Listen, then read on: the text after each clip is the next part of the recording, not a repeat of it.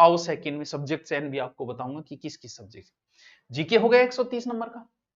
फिर आपकी आएगी जीके के अलावा आपका विद्यालय विषय। विद्यालय विषय का मतलब आप हिंदी से हो तो आपकी हिंदी हो जाएगी, इंग्लिश से तो इंग्लिश, ऐसे ऐसे कितने नंबर का 120 नंबर का।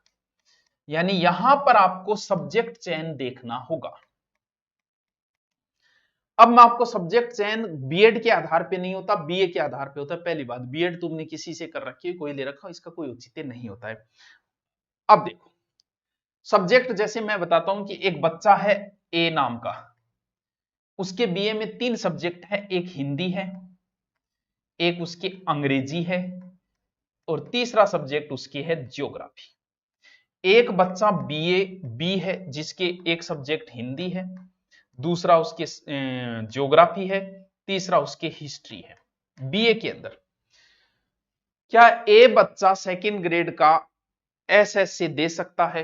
तो मैं देखूंगा, कहूंगा कि वो ऐसे सामाजिक से सेकंड ग्रेड नहीं दे सकता ए बच्चा, क्योंकि सेकंड ग्रेड में आपके 2 विषय सामाजिक के होने चाहिए।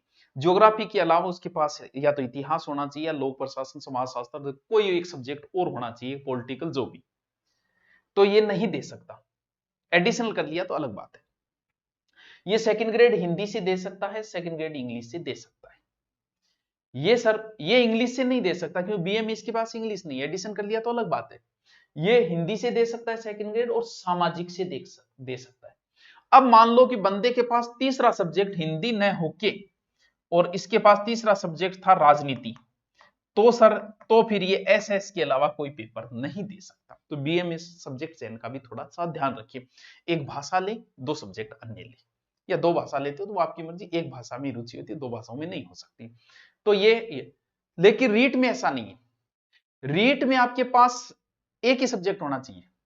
जैसे इसके पास ओनली ज्योग्राफी है तो भी एसएस से दे सकता है, 2 होने की जरूरत नहीं।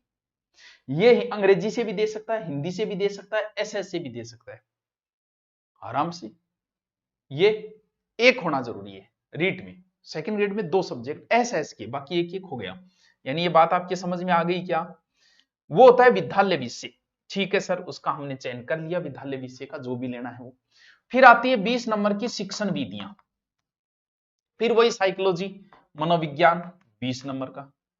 मैन में थोड़ी कम है, प्री में ज्यादा है। सूचना तकनीकी 10 नंबर का। कितने हो गए?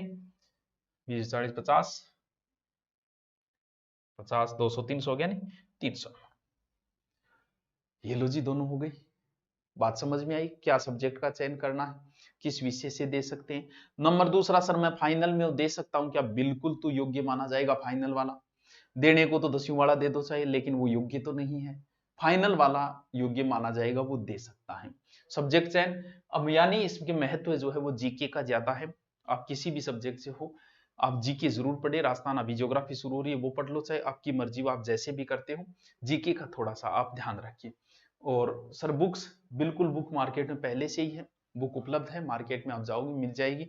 अलग अलग शिक्षण विधियां रीड लेवल फेस्ट की अलग अलग से भी मिल जाएगी, वो आपकी इच्छा है जो भी।